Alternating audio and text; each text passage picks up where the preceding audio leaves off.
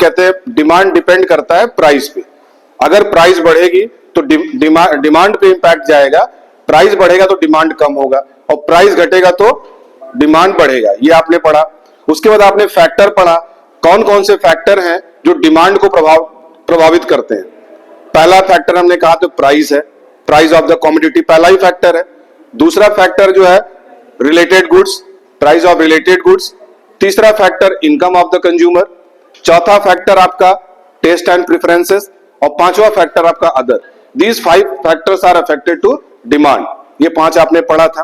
तो ये आपका क्या हो रहा है, ये इंडिविजुअल पे बात हो रही है, व्यक्तिगत रूप से जो डिमांड है आपकी कि प्राइस अगर बढ़ेगा तो हम अपनी मांग कम करेंगे, हमारी प्राइस ज्यादा होगी, कम होगी तो ज्यादा हम डिमांड करेंगे, और ज्यादा प्राइस होगी तो हम डिमांड कम करेंगे।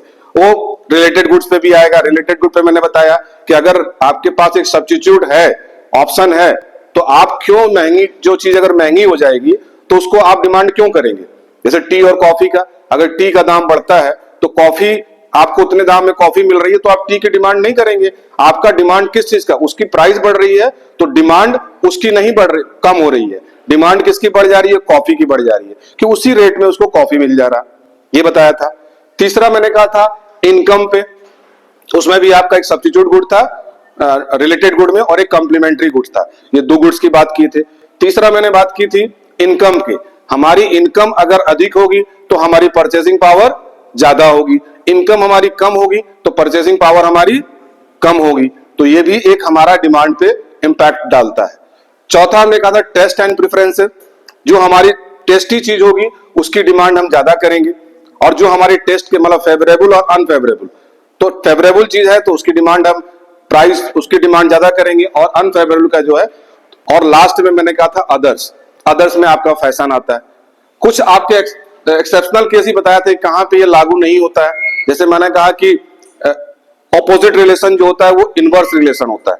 ये बताया था डिमांड और प्राइस का जब कंसेप्ट आप पढ़ रहे हो तो ये एक का दाम बढ़ेगा दूसरे की मांग कम होगी, तो ये कैसा रिलेशन है, इनवर्स रिलेशन है। लेकिन अगर किसी की प्राइस बढ़ गई, लेकिन जैसे सब्स्टिट्यूट गुड है, प्राइस बढ़ गई लेकिन उसका प्रभाव उस गुड्स पे नहीं पड़ रहा, दूसरे गुड्स की डिमांड बढ़ जा रही है, तो ये कैसा रिलेशन है, डायरेक्ट रिलेशन है। तीसरा आपका इनकम पढ़ा। तो इसी तरह जब आप अदर्स की बात करते हैं, जैसे आपकी फैशन की बात, तो फैशन आज के डेट में जो आपकी फैशन ट्रेंड में चल रहा है उसी की डिमांड आप करेंगे। वो पुरानी टेक्नोलॉजी या पुरानी फैशन को आप डिमांड नहीं करेंगे। तो these all factors are affected to demand, ये आपने पढ़ा था। लेकिन सबसे ज्यादा किस पे इंपैक्ट डालेगा, मैंने आपको बताया था कि पहला अगर आपने प्राइस है तो आपके पापा का थप्पड़ है, दूसरा आपके मम्मी, रिश्तेदार, भाई, लेकिन सबसे ज्यादा इंपैक्ट आपका प्राइस है, जिसको हमने कहा था फादर, तो वो आपका। तो ये अभी तक जो आपने पढ़ा वो इंडिविजुअल पढ़ा। अब क्या डिमांड मार्केट को भी इंपैक्ट डालेगा, कि मार्केट डिमांड क्या होती है, तो इसके बारे में हम आज चर्चा करेंगे। मार्केट डिमांड में पहले ये डेटा देखो, ये क्या है, पीएक्स है। What do mean px, price of commodity. यहां पे दिया हुआ है quantity, QD means quantity of demand, QD 3 व्यक्ति की डिमांड है। एक कोई व्यक्ति ए है, कोई एक व्यक्ति बी है, और कोई एक व्यक्ति सी है।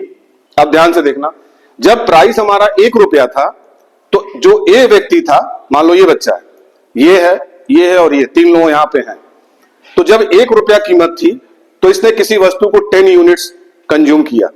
10 यूनिट्स उसने डिमांड थी, क्वांटिटी डिमांड की 1 रुपया मिल रहा तो हम 10 यूनिट खरीदेंगे। जब 2 रुपया हुआ तो इसने कहा मैं 8 यूनिट खरीदूंगा। 3 रुपया हुआ तो 5 यूनिट कर दूंगा। 4 रुपया हुआ तो 2 यूनिट कर दूंगा। ये इसमें क्या हो रहा, जब प्राइस बढ़ रही है तो क्वांटिटी क्या हो रही है, डिक्रीज हो रही है। ये हो रहा, तो ये तो हो गया इनकी बात। दूसरा व्यक्ति जो पीछे बैठा है उसने कहा कि 1 रुपया था तो कहा मैं 200 यूनिट खरीदूंगा। 2 रुपया हुआ तो 150 यूनिट कर दूंगा। 3 रुपीज है तो 100 यूनिट कर दूंगा, और 4 रुपया है तो 50 यूनिट कर दूंगा। ये भी क्या इंक्रीजिंग ऑर्डर में है कि डिक्रीजिंग ऑर्डर में, डिक्रीजिंग। ये और ये में कोई अंतर तो है नहीं, यूनिट का अंतर है। तीसरे व्यक्ति ने कहा कि मैं 1 रुपया जब था तो 500 यूनिट खरीदा। जब किसी की प्राइस 2 रुपया हुई तो 250 यूनिट खरीदा, जब उसकी 3 रुपया हुई तो 200 यूनिट खरीदा, और जब 4 रुपया हुआ तो 150 यूनिट खरीदा। तीनों की आपकी परचेजिंग कैपेसिटी दिख रहा है कि प्राइस बढ़ रहा, तो ए जो व्यक्ति है वो कितना यूनिट खरीद रहा, बी कितना खरीद रहा। तो ये ए बी सी क्या है, ये सारी क्या इंडिविजुअल है ना, इंडिविजुअल परचेसिंग है कि प्राइस हमारी बन रही है, ये ऐसे बढ़ता जा रहा प्राइस तो हमारी क्वांटिटी घटती जा रही है, प्राइस बढ़ता रहा तो बी भी अपनी क्वांटिटी घटा रहा, सी भी अपनी क्वांटिटी घटा रहा, तीनों लोग कर रहे हैं, तीनों का सेम चल रहा। इसमें सबसे ज्यादा कम यूनिट ए वाला है, मतलब उसकी क्वांटिटी कम है। लेकिन जब हम इस तीनों को जोड़ेंगे तो कितना आया भाई, 10 यूनिट 200 इंटू 500 यूनिट 710। इस तीनों को जोड़े तो क्या हुआ 408, इस तीनों यूनिट को जोड़े तो क्या हुआ 305, ये तीनों को जोड़े तो कितना हुआ 200। तो ये जो तीनों को जोड़ रहे हैं इंडिविजुअल इंडिविजुअल इंडिविजुअल, तो ये पूरे मार्केट की डिमांड हुई कि नहीं। जब 1 रुपया कीमत था तो टोटल 710 मार्केट डिमांड थी, ये तो आ रहा तो मार्केट से ही ना, किसी ने 10 यूनिट खरीदा, किसी ने 200 यूनिट खरीदा, किसी ने 500 यूनिट खरीदा। भाई मार्केट में गए, कोई सब्जी लेने गया तो कोई 1 किलो खरीद रहा, कोई 5 किलो खरीद रहा, कोई 1 बोरी ही खरीद ले रहा। तो ये तीनों को जब ऐड करेंगे तो किसकी डिमांड है, ये मार्केट की डिमांड है, इसी के बारे में बात कर रहे हैं। यहां इंडिविजुअल है और ये टोटल को जोड़ देंगे तो ये तो मार्केट क्या, ये अब बात ये आती है कि प्राइस के बढ़ने और घटने से क्या मार्केट डिमांड पे भी प्रभाव डालता है, बताओ। मान लीजिए इंडिविजुअल पे तो फर्क पड़ रहा कि अगर प्राइस बढ़ रहा तो डिमांड कम हो रही है, क्या मार्केट पे भी ये चीजें होंगी, क्यों होंगी, कैसे हो रही है। अब देखो पहले जब 1 रुपया कीमत था तो 710 रुपए की डिमांड थी, 710 मार्केट में डिमांड थी। जब 2 रुपया कीमत हुआ तो 408, तो ये घटा ना, तो this is in decreasing order. तो इसका मतलब कि इंडिविजुअल डिमांड अगर प्राइस के बढ़ने से इंडिविजुअल डिमांड पर अगर इंपैक्ट डालता है तो मार्केट डिमांड को भी डालेगा, क्योंकि सारे इंडिविजुअल जुड़ के ही मार्केट डिमांड की वैल्यू को बताते हैं। क्लियर। तो ये समझ में आ गया कि इंडिविजुअल डिमांड और मार्केट डिमांड में क्या अंतर है। इंडिविजुअल डिमांड भी प्राइस को अफेक्ट करता है और मार्केट डिमांड भी प्राइस को अफेक्ट करता है। लेकिन अब इसमें 5 फैक्टर तो ऐसे कॉमन है जो इंडिविजुअल डिमांड को प्रभाव डालता है। जैसे क्या क्या 5 मैंने बताया था, प्राइस ऑफ द कमोडिटी, इसको रटो क्या है, price of the commodity, price of related good, income of the consumer, taste and preferences और अदर। ये 5 कॉमन फैक्टर है जो इंडिविजुअल को प्रभाव डालेगा, वही मार्केट को भी डालेगा। इसके अलावा 2 और इसमें ऐड ऑन हो जाएंगे फैक्टर जो मार्केट डिमांड को, अब इसमें देखिए, अब दूसरा इसमें एक अंतर और आता है। पहला तो ये कि कैसा स्लोप बनेगा, डाउनवर्ड। इंडिविजुअल पे देखो पहला फिगर जो है ऐसा बन रहा है, एक्स वाई से वाई किया आपने, 1 2 4 हमने फिगर बनाया। ये कैसा कैसा है, इसको क्या कहेंगे, ये स्टीपर है कि फ्लैटर है। ऐसे डाउन जब हम सीधे स्ट्रेट लाइन करते हैं डाउनवर्ड तो ये स्टीपर कहते हैं कि आपने पढ़ा था ना पिछला, उसमें बताया था ना, स्टीपर और फ्लैटर। जब इस तरह की लाइन बनेगी ये क्या है, स्टीपर है। और जब थोड़ा सा लाइन ऊपर करके हम कर रहे हैं तो ये देखो फ्लैटर है ना, फ्लैट का मतलब फ्लैट, तो ये झुका तो नहीं हुआ है। तो ये मार्केट के जो ये होगा ये मार्केट है, और ये तीनों चीज जो है इंडिविजुअल है, ये इंडिविजुअल डिमांड है, ये इंडिविजुअल डिमांड है। लेकिन यहां पे जो फ्लैटर है वो मार्केट डिमांड जो होगी वो फ्लैटर होगी। अगर ये क्वेश्चन पूछेगा कि इसका कर्व कैसा बनेगा, मतलब डाउनवर्ड जो बनेगा तो मतलब स्टीपर बनेगा कि फ्लैटर बनेगा, तो इंडिविजुअल में क्या बनेगा, स्लीपर, और मार्केट में फ्लैटर। अब देखो market demand curve is relative to flatter. Affecting देखो फैक्टर जो मैंने बताया यही है, price of the commodity, price of related good, income of the consumer, taste and preferences, other factor. ये 5 कॉमन है। अब 2 इसमें क्या ऐड हो रहा है जो आपके मार्केट डिमांड को इफेक्ट डालता है, नंबर ऑफ कंज्यूमर, पॉपुलेशन। अब अगर जनसंख्या बढ़ेगी तो डिमांड भी बढ़ेगी कि नहीं, मार्केट की डिमांड बढ़ेगी, पॉपुलेशन ज्यादा होगी तो लोग तो अपनी परचेसिंग खरीदेंगे ना।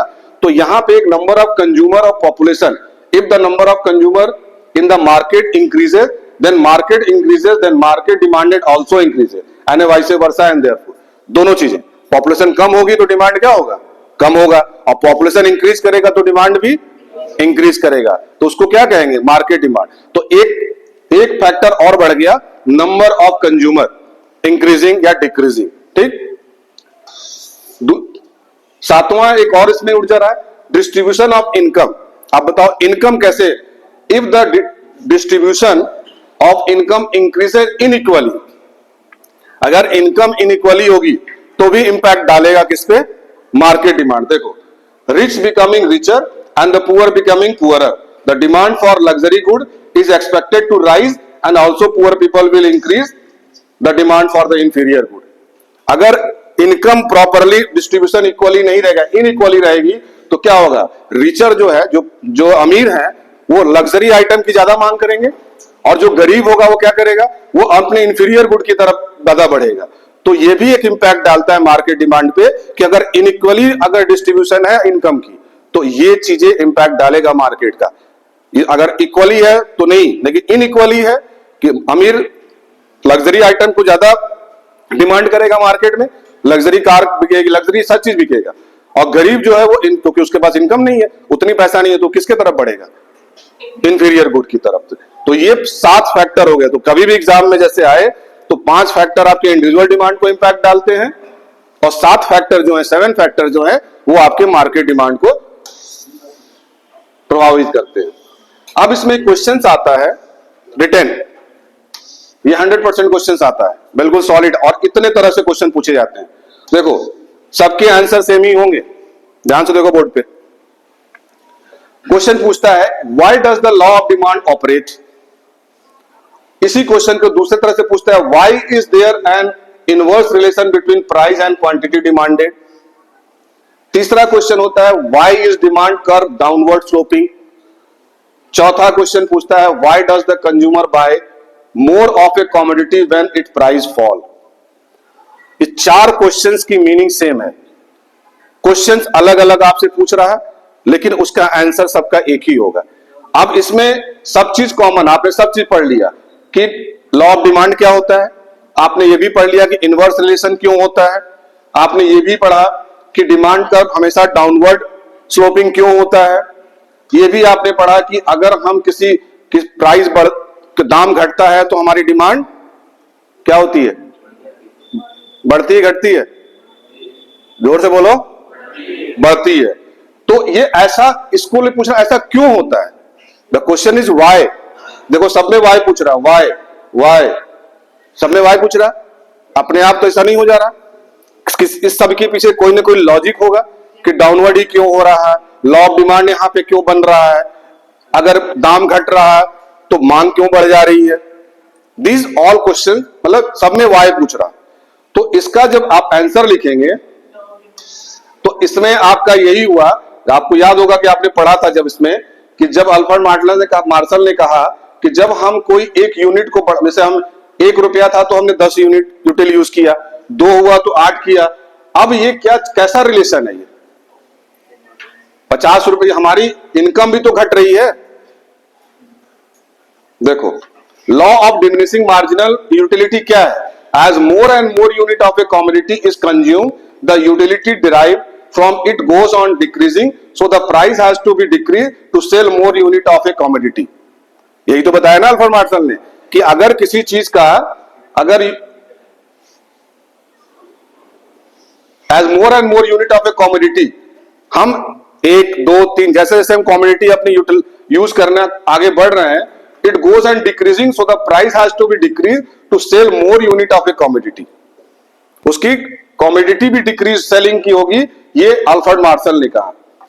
दूसरा, जे.आर. हिक्स ने क्या किया कि इनकम भी इफेक्ट डालेगी आपको, इसका दूसरा इसमें इसी का आंसर है। फर्स्ट हो गया ये आपका, ये आपने लिखा law of diminishing marginal utility के वजह से ये चीजें हो रही है, जितना 4 क्वेश्चन जो पूछा।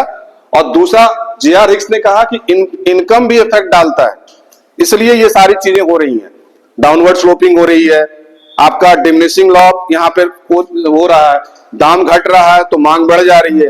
तो पहला रीजन हो गया लॉ ऑफ डिमिनिशिंग रेट, दूसरा रीजन हो गया इनकम इफेक्ट। ये किसने बोला था, जे.आर. हिक्स ने दिया था।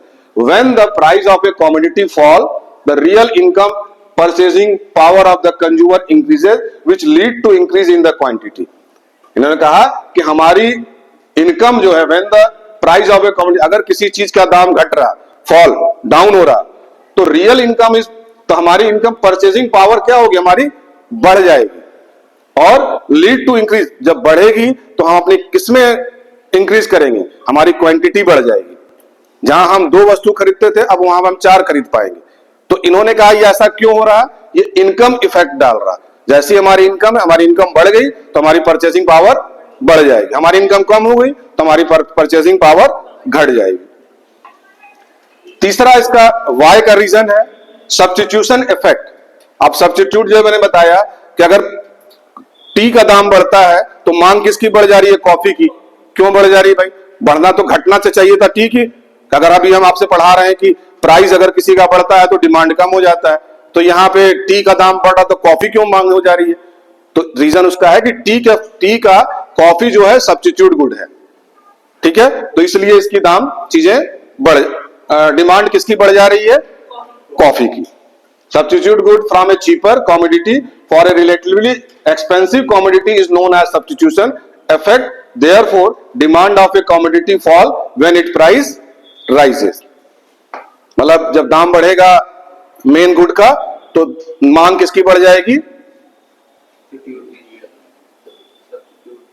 सब्स्टिट्यूट गुड की। कौन सा सब्स्टिट्यूट गुड है, कॉफी। नंबर ऑफ कंज्यूमर, ये भी इंपैक्ट डालता है। ये इसका आंसर, चौथा आंसर ये होगा कि when price of a commodity fall new consumer enter the market and start buying more of that good. अब उसमें जैसे ही दाम घटा तो कुछ नए कंज्यूमर भी तो आ जाएंगे जो भाई पहले महंगी चीजें नहीं खरीद रहे थे। जब उसका दाम ज्यादा था तो उसको रिच पर्सन ही खरीद रहा था, लेकिन जैसे ही दाम घटा तो नए पड़ोसी भी तो आ गए। आपने उनको बताया, तीसरा बताया, तो जो कभी नहीं परचेस कर रहे थे वो भी तो बढ़ गए, तो स्ट्रेंथ बढ़ गई ना। तो ये कह रहा number of consumer increases when price of a commodity fall new consumer enter the market and start buying more of that good, therefore demand increases when the price fall. इसलिए डिमांड जब उसकी बढ़ जाती है अगर प्राइस घटती है तो। ये 4 क्या हुए बताओ। पहला क्या हुआ, नंबर ऑफ कंज्यूमर। दूसरा लॉ ऑफ डिमिनिशिंग रेट और इनकम इफेक्ट और सब्स्टिट्यूट गुड। 4 हो गए, ठीक। और इसमें एक क्वेश्चन आता है, ये आपको एक दिया रहेगा, ये जेआर है इसका, कि प्राइस इफेक्ट डालता है किस पे, price effect is equal to income effect plus substitution effect. ये फॉर्मूला है। किसी चीज का प्राइस इफेक्ट चाहे घटेगा और चाहे बढ़ेगा तो वो दोनों चीजें जुड़ के बनती है। किस पे इफेक्ट डालेगा, इनकम पे, और दूसरा सब्स्टिट्यूशन इफेक्ट पे। यही इसका मेन कंसेप्ट है। कितनी बात समझ में आ गई। चलो, अब तो आपका इंडिविजुअल डिमांड हो गया, मार्केट डिमांड हो गया। अब हम आते हैं कि इलास्टिसिटी ऑफ डिमांड क्या है। अब इसको समझो। पहले रबड़ बैंड देखा है, रबड़ बैंड खींचते हो ना, तो रबड़ बैंड देखा होगा जब आप उसको स्ट्रेस करते हो तो कुछ की बड़ा लंबा खींचता है और कुछ होता है थोड़ा सा खींचने के बाद टूट जाता है, ठीक। अब यहां पे आपको पढ़ना है कि क्या इंपैक्ट डाल रहा है, उसकी चेंजेस क्या हो रहे हैं। अगर किसी चीज की प्राइस बढ़ रहा है तो उसकी क्वांटिटी में क्या चेंजेस आ रहे हैं। जैसे एग्जांपल, मान लीजिए आपका किसी बच्चे का नंबर 100 में 10 नंबर आया, ठीक, और एक किसी बच्चे का 100 में 80 नंबर आया, या नहीं सॉरी 100 में आगे मान लीजिए 20 नंबर आया, और एक बच्चे का 100 में 10 आया। पहला जब आपका टेस्ट हुआ, तो जब दूसरा टेस्ट लिया तो पहले वाले का 10 में 12 आया और दूसरे वाले का 100 में 90 आया। 100 में 90 आया, पहले उसका 20 आया था, अब 90 नंबर पाया वो। तो क्या दोनों में सेम चेंजेस है? नहीं है। एक में चेंजेस क्या, मात्र 2 नंबर का, भाई 10 से 12 हो गया, और दूसरे में चेंजेस कितना हो गया भाई, 20 से सीधे 90 पहुंच गया। तो ये ड्रास्टिक चेंज हुआ। ऐसा क्यों हो रहा है, क्वेश्चन ये है कि ऐसा क्यों हो रहा है। यहां पे मैग्नीट्यूड जिसको कहते हैं, मैग्नीट्यूड की वजह से इलास्टिसिटी में डिग्री में चेंजेस आ रहे हैं। तो जो क्वांटिटी में चेंजेस आएगा, जितना स्ट्रेस होगा, अब आपकी प्राइस पे डिपेंड करता है कि कुछ चीजें जब प्राइस के बढ़ने पे कितना क्वांटिटी में चेंजेस आ रहा है, वही आपको इलास्टिसिटी ऑफ डिमांड में पढ़ना है। जैसे देखो, इसका पहले डिफिनेशन ही देखो, elasticity show the degree of responsiveness of change in the quantity. Elasticity क्या करता है, ये हमारे क्वांटिटी को चेंज करता है। क्यों करता है? ड्यू टू, पहला है प्राइस इलास्टिसिटी ऑफ डिमांड, इसमें ये भी है लेकिन ये सिलेबस में आपको नहीं पढ़ना है, पढ़ना केवल है चेंज इन प्राइस। ये भी है इनकम इलास्टिसिटी ऑफ डिमांड और क्रॉस इलास्टिसिटी ऑफ डिमांड, ये लेकिन सिलेबस में आपके नहीं है, नहीं पढ़ना, पहले था। अब आपको केवल इलास्टिसिटी ऑफ डिमांड जो पढ़ना, 1 मार्क्स के आते हैं क्वेश्चन, और चेंज इन प्राइस। अगर प्राइस में चेंज होगा तो क्या होगा, क्वांटिटी में भी चेंजेस होंगे।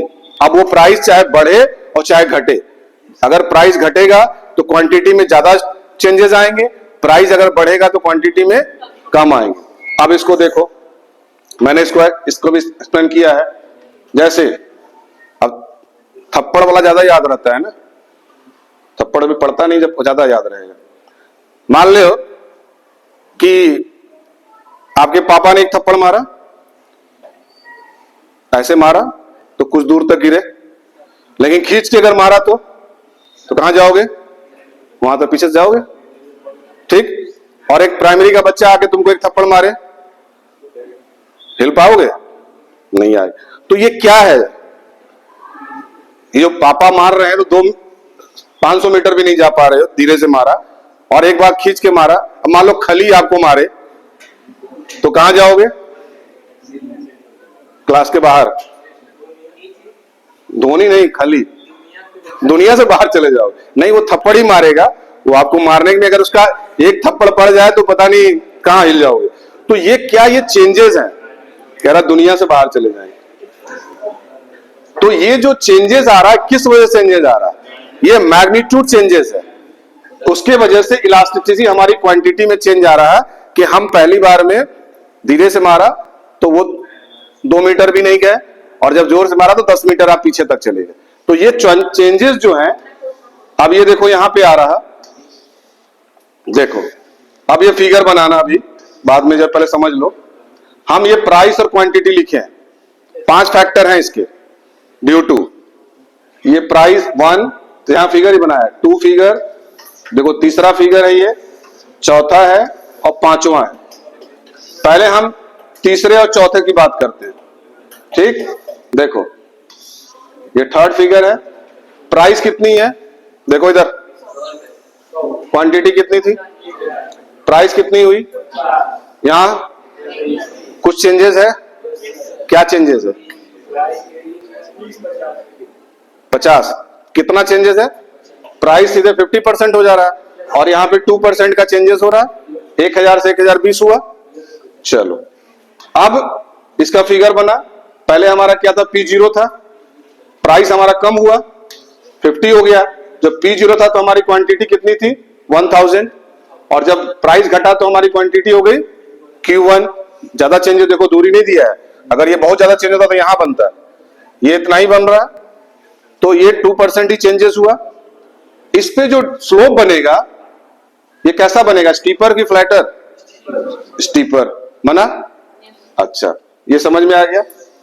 चौथा फिगर देखो, प्राइस कितना है, क्वांटिटी, यहां यहां यहां क्या चेंजेस आया, और इधर 5% किसमें चेंजेस आया, प्राइस में कि क्वांटिटी में, और 100% किसमें चेंजेस आया, ये भी एक चेंजेस है, वो भी एक चेंजेस है। ऐसा क्यों हो रहा है, वो due to magnitude elasticity changes को कहते हैं, ठीक। अब देखो इसका भी फिगर बना है, डाउनवर्ड इस पे भी बनेगा, लेकिन ये स्टीपर बनेगा, फ्लैटर बनेगा।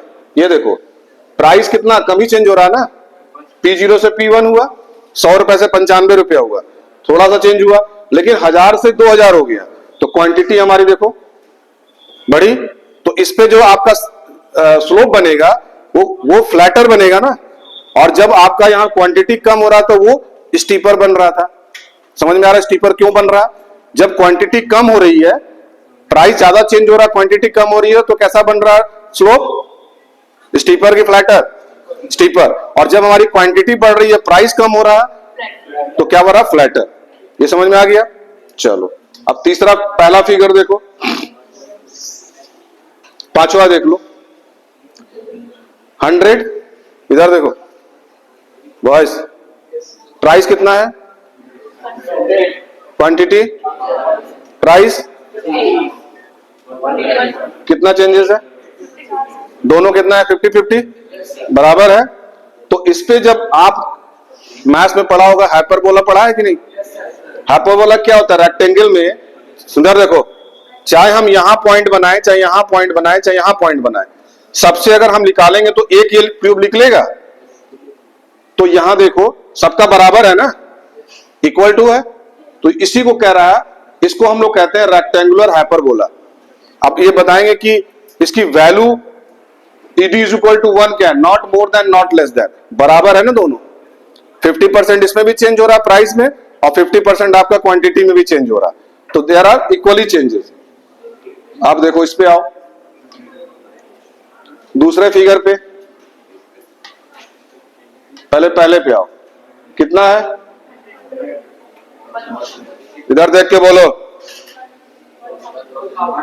ये कितना चेंजेस आया है, ऐसा क्यों हो रहा, हैव यू एनी एग्जांपल है, नीड नहीं है, जैसे एग्जांपल सॉल्ट है, तो जैसे मान लो कि हम चाहे 100 रुपया किलो आपका सॉल्ट बिके, चाहे 50 रुपया किलो, आप तो कंज्यूम तो नहीं करोगे, तो 1000, तो यहाँ पे कितना हो रहा है, नो चेंज, कोई चेंज ऐसा नहीं हो रहा क्वांटिटी में, उसके दाम के घटने बढ़ने से कोई फर्क नहीं पड़ रहा, ठीक है। तो यहाँ पे फिगर कैसा बनेगा, क्वांटिटी में कोई बढ़ रहा है, नहीं बढ़ रहा ना, प्राइस आपका P1 से क्या हो गया, P0 से P1 हो गया, 100 रुपया था 80 रुपया हो गया, तो यहाँ पे कोई चेंजेस नहीं हो रहा, क्वांटिटी में कोई चेंज नहीं हो रहा, क्वांटिटी हम पहले भी उतना ही यूज करते थे कंज्यूम, और अब भी हम उतना ही कर रहे हैं, क्लियर। तो ये कैसा बनेगा इसका लाइन, इसको क्या कहते हैं, पैरेलल टू एक्स एक्सिस की वाई एक्सिस, गुड। आप इसमें बताओ दूसरे वाले फिगर में क्या है, कितना है, ये इधर कितना चेंजेस हुआ, किसमें नो चेंजेस है, प्राइस में, और वहां कौन सा किसमें चेंज नहीं था, क्वांटिटी में, तो इसका फिगर कैसा बनेगा,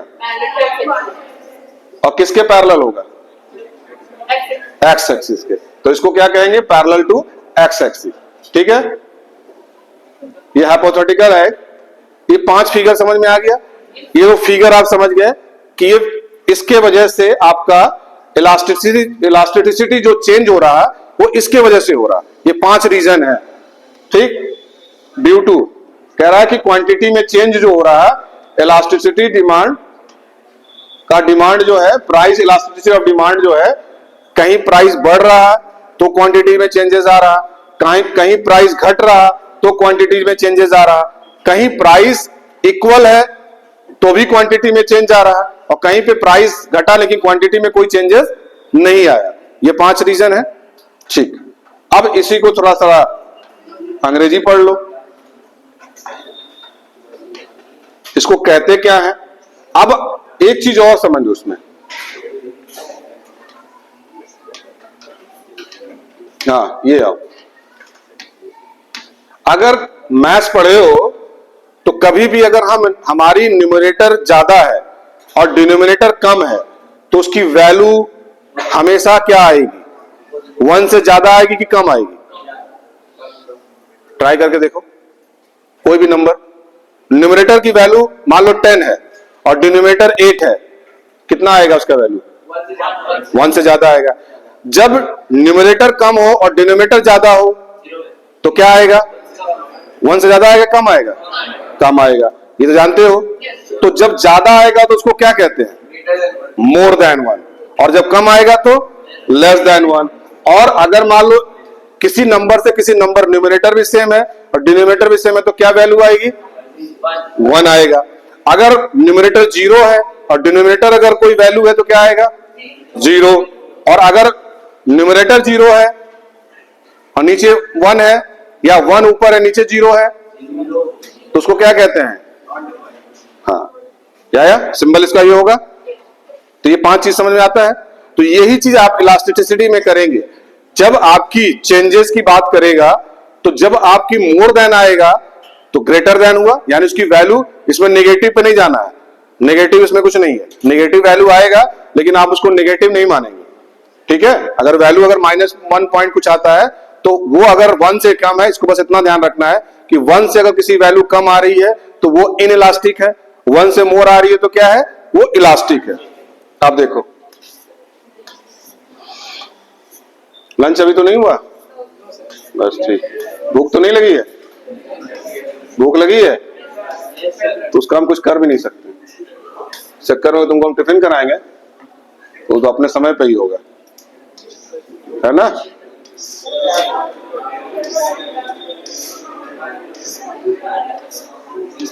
नहीं पढ़ना है? पढ़ना है ना। देखो यहां देखो, फिर ध्यान से समझो। परफेक्टली इनइलास्टिक कब होगा, जब ईडी 0 आएगा। देखो, it means that quantity demanded does not change to all with the change in price. जैसे अभी आपने पढ़ा ना, जिसमें प्राइस के बढ़ने से उसकी क्वांटिटी में कोई चेंजेस नहीं आ रहा, तो ईडी क्या होगा, वो 0 होगा। In this case demand curve is parallel to Y axis. यही पढ़ा ना आपने फिगर में। ये पहला फिगर क्या था, वाई एक्स, ये था पैरेलल टू वाई एक्सिस। ये देखो, इसमें नो चेंज हो रहा, किसी की बात कर ला तो क्वेश्चन आपको ऐसे पूछेगा कि अगर मान ली ईडी 0 है तो उसके डिमांड कर्व कैसा होगा, तो पैरेलल टू वाई एक्सिस, ठीक। देखो अब दूसरा देखो, ये हो गया। जब ईडी इज इक्वल टू ये कब बताया था, 5वें फिगर पे बताया था ना। तो उसमें देखो, it means that the demand changes without any change in price. In this case demand is a parallel to X axis. यहां पे कह रहा कि price demand changes without any change in price, price में कोई चेंज नहीं आ रहा लेकिन क्वांटिटी में चेंजेस आ रहा, तो आपका क्या होगा, पैरेलल टू एक्स एक्सिस। इतनी बात समझ में आ गई। चलो अब आ जाओ, जब मैंने कहा कि लेस देन 1 आएगा कोई वैल्यू, अभी आपको इस पे क्वेश्चंस भी, न्यूमेरिकल्स भी हैं, तभी आप बता पाएंगे कि उसमें इनइलास्टिक है कि इलास्टिक है कि पैरेलल टू एक्स एक्सिस है कि पैरेलल टू वाई एक्सिस है। ये देखो, लेस देन, ये इसका सिंबल है ईडी, मतलब ईडी में elasticity, ED is less than है, इसका मतलब हो रहा, it means that percentage change in demand is less than percentage change in its price. In the case the demand curve is steeper. Example में क्या बताया था, 50 और 2%। भाई प्राइस में कितना हो रहा चेंजेस, 50%, और आपका क्वांटिटी में 2%, तो कैसा बनेगा वो, स्टीपर, लेस देन हो गया। और फ्लैटर कब बनेगा, जब मोर देन होगा। इसी चीज को तो लिखा है, it means that percentage change in demand is more than the percentage change in price. In this case demand curve is flatter. यही है। अब एक आता है इक्वल, जो आता है नंबर, किसी भी न्यूमरेटर को डिनोमिनेटर डिवाइड करेंगे तो 1 आएगा, तो उसको हम क्या कहते हैं, उसको कहते हैं unitary elastic. ED is equal to 1। It means that percentage change in demand is equal to percentage change in price. जितना प्राइस में चेंजेस आया उतना ही क्वांटिटी में भी चेंजेस आया, 50-50% दोनों में आया। जो 100 रुपया से 200 हो गया और 1000 से अगर 2000 हो गया क्वांटिटी, तो we are equal, that is equal. तो इसको हम कहेंगे यूनिटरी इलास्टिसिटी, ठीक है। ये देखो, ये तो हमने बता ही दिया। इतनी बात समझ में आ गई। फिर से देख लो रिकैप, नोट करना चाहो तो नोट कर सकते, राइट डाउन। कहां से पढ़ना था, मार्केट डिमांड से ना। लिखो लिखो, write down. It is the aggregate of quantities, जल्दी लिखो। इट इज द, कल फिर न्यूमेरिकल्स कराएंगे। It is the aggregate of quantities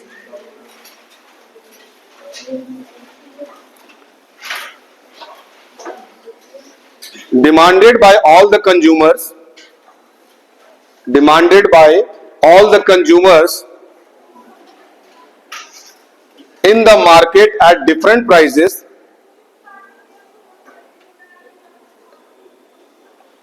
in the market at different prices during a given period, during a given period, it is the aggregate of quantities demanded by all the consumer in the market at different prices during a given period of,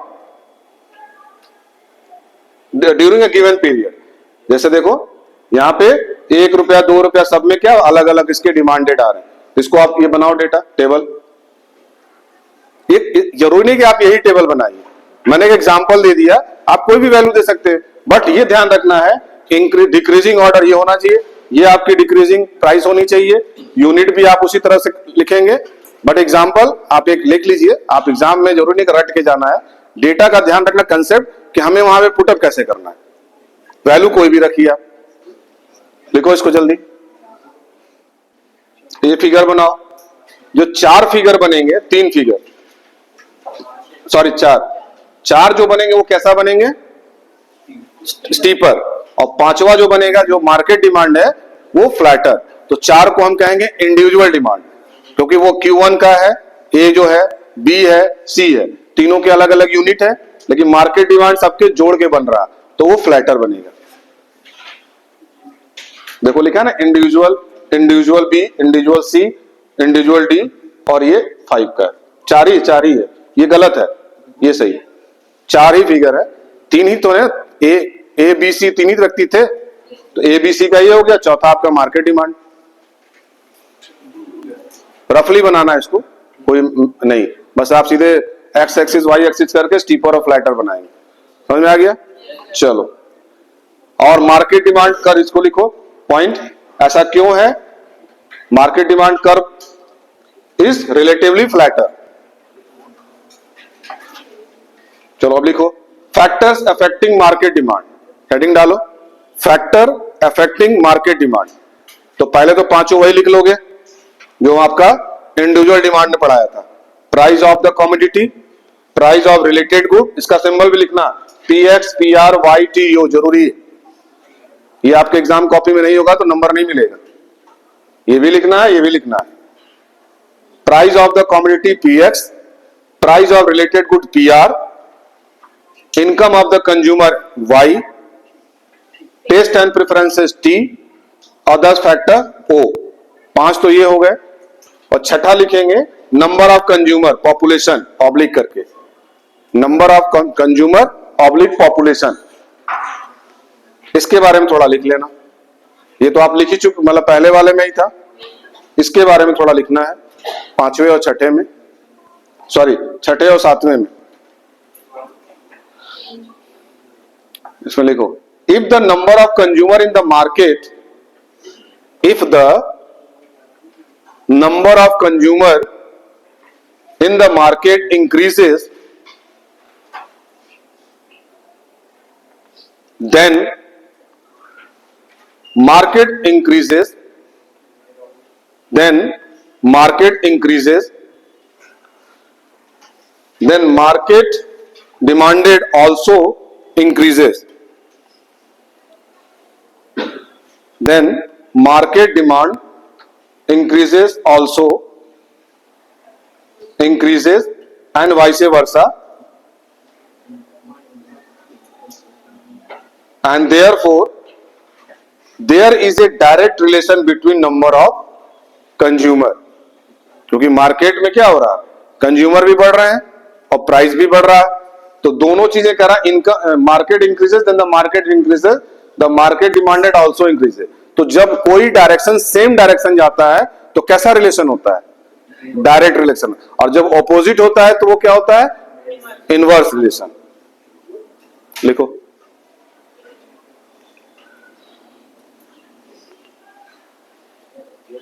हो गया। Next लिखो distribution of income, if the distribution of income increases unequally, if the distribution of income increases unequally, तो भी market पे प्रभाव डालेगा। Equally होगा तो नहीं, लेकिन इनइक्वली होगा, देखो कीवर्ड ये जरूर होना चाहिए, इनइक्वली, द रिच बिकमिंग रिचर, अमीर और अमीर होता जाएगा, and the poor becoming poorer, गरीब और गरीब होता जाएगा। अब दोनों के अमीर और गरीब होने का क्या इंपैक्ट पड़ेगा? The poor becoming poorer, the demand for luxury good is expected to rise. अमीर आदमी अमीर चीजें खरीद, वो नॉर्मल गुड्स की तरफ बढ़ेगा, और गरीब आदमी किधर बढ़ेगा? इंफीरियर गुड्स की तरफ बढ़ेगा। तो luxury good is expected to rise and also poor people will increase the demand for inferior good. तो ये 7 पॉइंट हो गए। छठा और सातवां क्या क्या है? नंबर ऑफ पहले तो कंज्यूमर, और दूसरा डिस्ट्रीब्यूशन ऑफ इनकम। तो उसमें कीवर्ड क्या है? डिस्ट्रीब्यूशन ऑफ इनकम में इनइक्वली लिख लिया। अब ये क्वेश्चन लिखो, 4 क्वेश्चन लिखो, इस चारों में से एक आएगा। Why does the law of demand operate? Right down. Why does the law of demand operate? चारों क्वेश्चंस के आंसर सेम होंगे। Why does the law of demand operate? इसी का दूसरा क्वेश्चन पूछने का तरीका है, why is there an inverse relation between price and quantity demanded? Why is there an inverse relation between price and quantity demanded? देख लिया। और तीसरा है, why is demand curve downward sloping?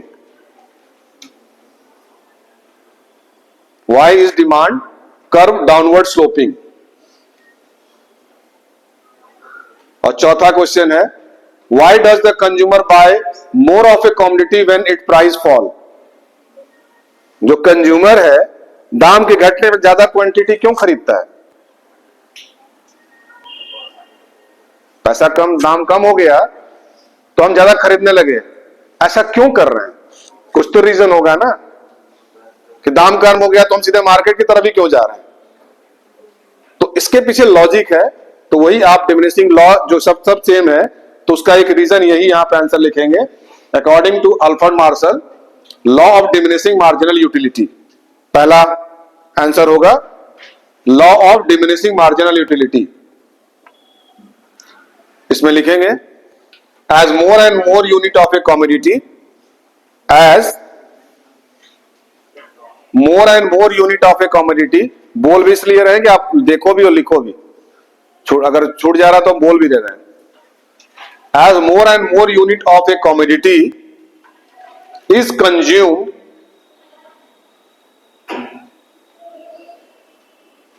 The utility derived from it goes on decreasing.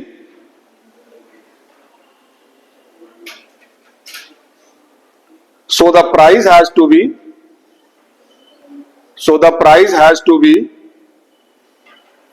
decreased to sell more unit of a commodity.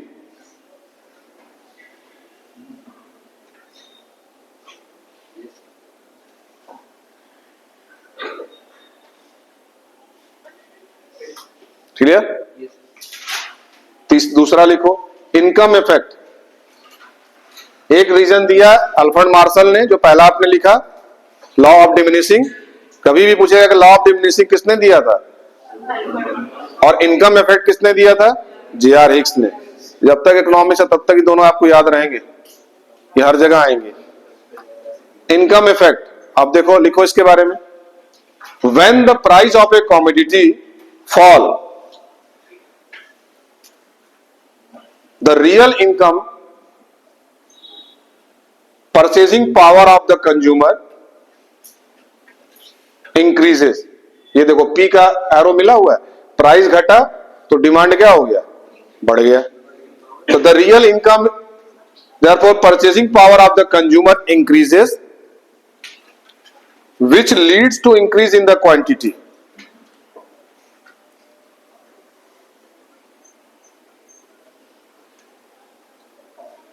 हो गया। तीसरा इसका answer है substitution effect, substitution of cheaper commodity, write down, substitution of cheaper commodity for a relatively expensive substitution a cheaper commodity for a relatively expensive commodity is known as substitution effect. Therefore,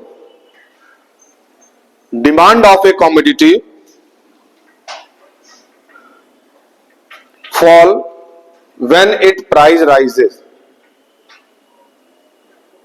Demand of a commodity fall when its price rises. दाम बढ़ेगा तो demand कम होगी. किसकी? Substitution good की. यहां पे कैसा relation होगा? डायरेक्ट की इनवर्स? इनवर्स होगा. अब एक तो होगा ही कोई. मैं बार बार कह रहा हूं, यहां सब्स्टिट्यूशन गुड की बात कर रहा कि टी का दाम बढ़ेगा तो डिमांड बढ़ जाएगी किसकी? कॉफी की. तो दोनों डायरेक्शन एक ही तरफ जा रहा है ना. इनवर्स तब होगा कि टी का दाम बढ़ा और डिमांड हमारी कम हो गई. एक ऐसे जाएगा, एक नीचे का तरफ जाएगा. लेकिन टी, चूंकि अब टी के दाम के बराबर उसको कॉफी मिल रहा, तो वो टी की मांग क्यों करेगा? अगर पेप्सी का दाम बढ़ जाए और उसके जगह कोको कोला मिलने लगे सस्ता, मतलब उसके उस दाम में, तो पेप्सी चाहे दाम बढ़ जाए तो पीने कोई जाएगा. तो ये क्या है? पेप्सी और क्या कोको कोला क्या है? ये दोनों सब्स्टिट्यूट गुड्स हैं. चलो चौथा लिखो, number of consumers. Number of consumers when price of a commodity fall, when price of a commodity fall, new consumer enter the market, new consumer enter the market and start buying more of that good.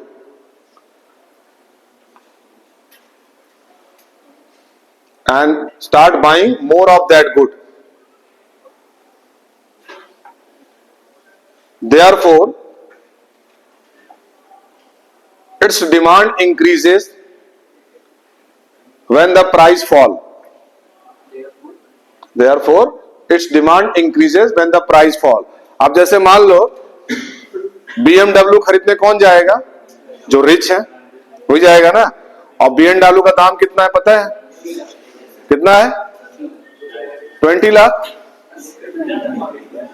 पता कर लेना market में. लाख में है ही नहीं. हाँ, CR में चले जाओ.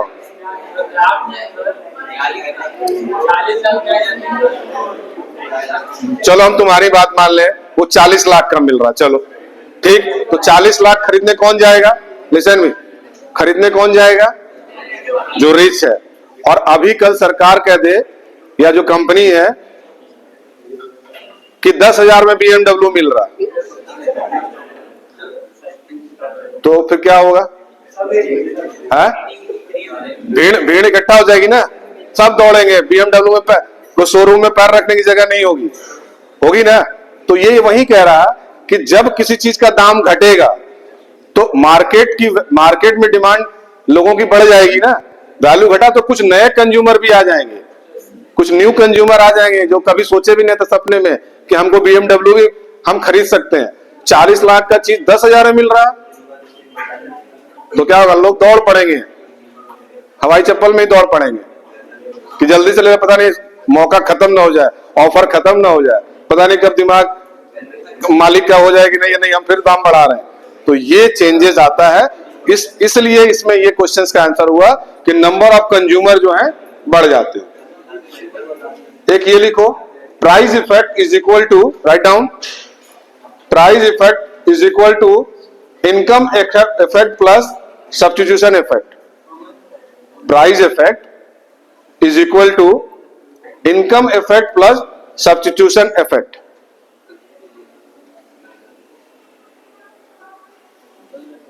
ठीक है. चलो अब लिखो, elasticity of demand.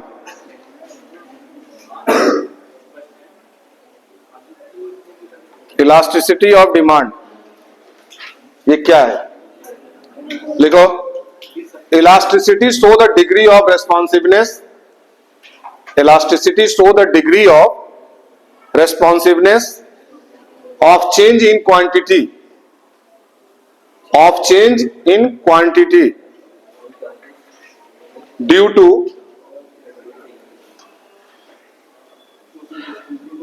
Price elasticity of demand, जिसको हम ईडी कहते हैं, और डैश देके लिखेंगे चेंज इन प्राइस, ये नहीं लिखना।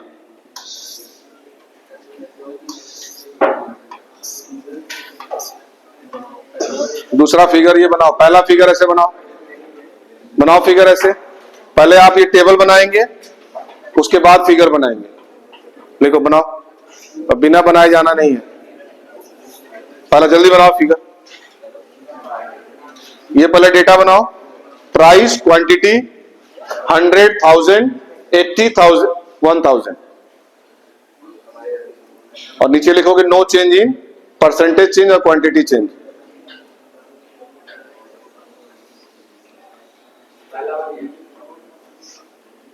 ये बनाया, parallel to Y axis, ED is equal to 0, no change in quantity.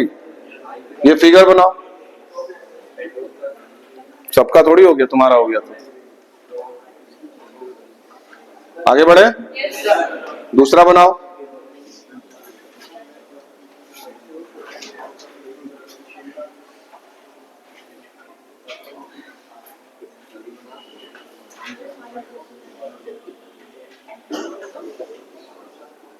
हो गया दूसरा, लिखो लिखो,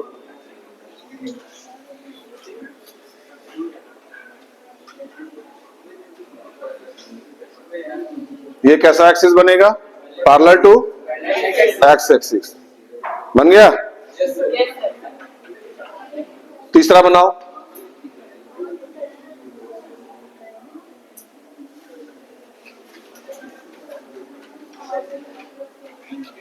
अभी तुम क्या बन के पढ़ रहे हो? अभी तुम क्या अपने आप को मान के पढ़ रहे हो? Student, consumer.